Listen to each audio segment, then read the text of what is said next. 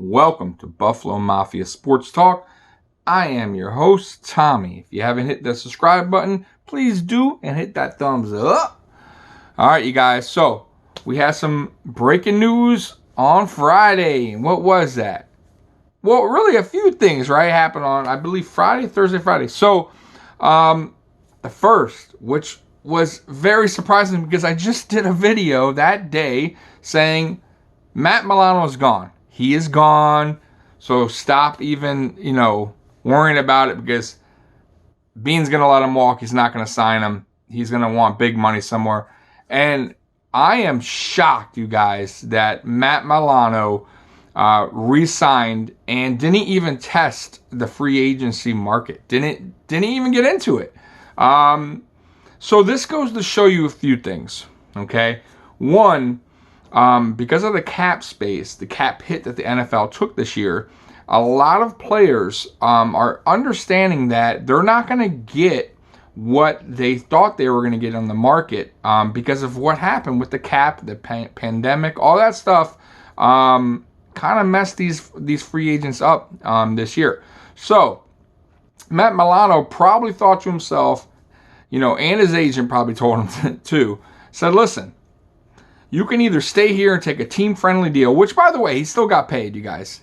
A little undervalued to what they had him at. I think it was a couple million off, something like that.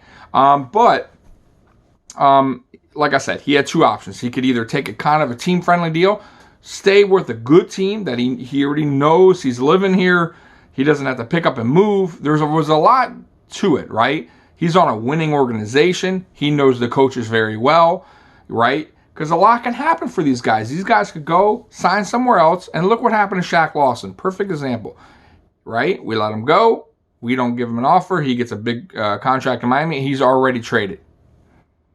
It can happen just like that, okay? So not every player is a good fit somewhere else, right? So it's not always about the money for these guys. Now, J.J. Watt, apparently it was about the money. But that's another story. Anyways, so Matt Milano had a couple choices, right? He could have tested the free agency market, maybe got a couple million more, maybe $1 million more, and signed, let's say, with New England. And then now he's on a losing team, and who knows what happens to his future, right? So he took a good deal and to stay here in Buffalo. And Brandon Beane, awesome job making that work because he brings back a hell of a linebacker who knows the system.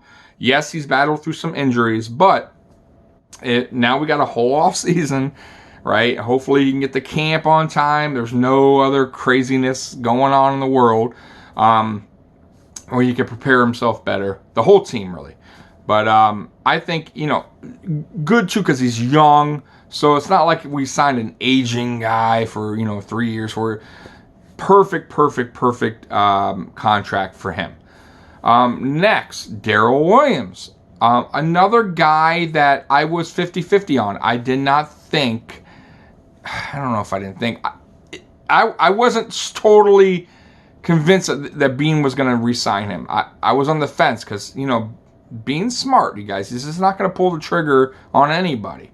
And another player who went undervalued as far as his contract. So he went a couple million less than what they projected him to get. It was perfect. He did a home team discount pretty much. He wanted to stay in an organization he knew, he trusted. He loves the coaching staff. Perfect. And I've been saying, Mongo, Feliciano needs to come back and will come back. And I guarantee he comes back. I know it. And everyone's saying, no. He won't. How are they going to do it? They can't sign all of these guys. I just had a feeling he was going to take a team-friendly deal to play with Josh Allen. Him and Josh are tight. He is the dog on this line. Trust me when I tell you, Allen wanted him back badly. Sort of the running backs because he's our best run blocker. He is. And Beane knew that. And the good thing about Feliciano is this. He can move around the line. So if Mitch Morse gets another concussion, which it probably can happen at, more than likely, he can move to center, and then we can shift somebody over to his position. It's perfect. This guy is perfect for this team. He also took undervalue than what his contract, than what he was projected to get. Very, very good signing. So we got all of our key guys back, right? So there's a couple free agents out there on our team that still hasn't been signed yet that I would like. Isaiah Mckenzie being one of them, if he would take a team-friendly deal. Now, will they sign him, or will they just say, will they see like a Emmanuel Stewart out there? Emmanuel Stewart, the boxing coach. Rest in peace. Emmanuel Sanders. Will they talk to him? Because I know Beane was very high on him. And he could probably do the same as Mckenzie. Now, the only thing I like about Mckenzie, though, is that he does kick returns and punt returns. So if you let Andre Roberts go and put Mckenzie in that spot, I think Mckenzie will be well worth that signing. I'm all in on Mckenzie. I hope they do re-sign him if it comes at a fair price, which Beane seems like that's where he's going on these contracts. They're short by contracts, by the way, 3 years, 4 years, 2 years. He's smart, and I'm sure we haven't read all into the contracts, so I'm sure there's a way out of these at some point, okay? So that's one guy I want back. They're not going to re-sign Norman. I would be shocked, so he's probably a goner. Free agency starts Wednesday, as you guys know. We don't have much money left, but however, Beane is a master. So he's a master of what he does, right? He's brilliant, guys. So he's gonna make moves, restructure a couple contracts here and there. Could be a surprise cut. We will sign some free agents. Will there be a top free agent signing? I don't think so. But we'll see. I'm being surprised everybody so far.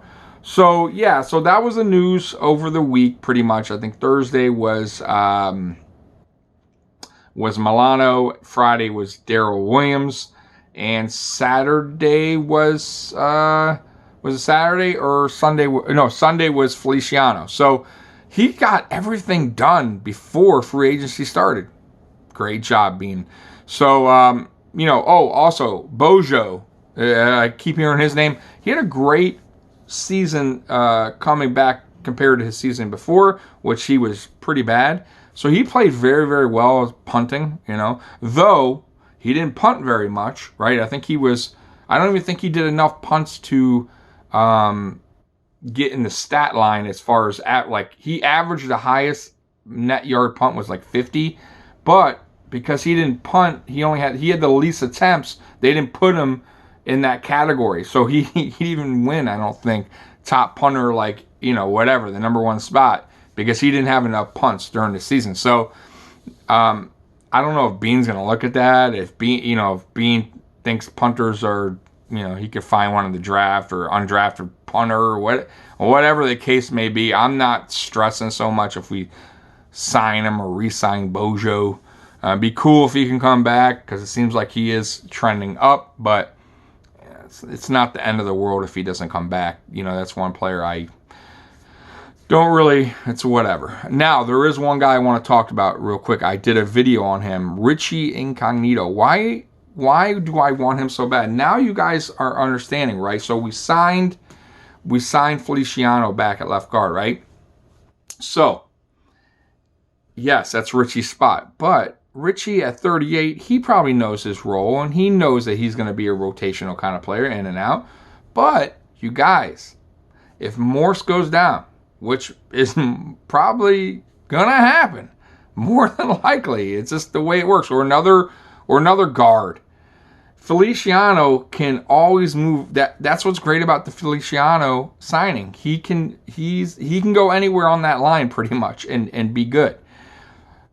We can put in Richie in his spot if that happens, or whatever. If Feliciano goes down, or he needs whatever happens, he would be a great signing, and probably a cheap signing at that. And a lot of guys, I know a lot of fans out there don't like Richie still, whatever the case might be, but you're gonna love him when he's on the team and he's bulldogging over defensive linemen, right? Because that's what he does. All right, you guys, Bills Mafia number 1. Appreciate you guys watching. Peace.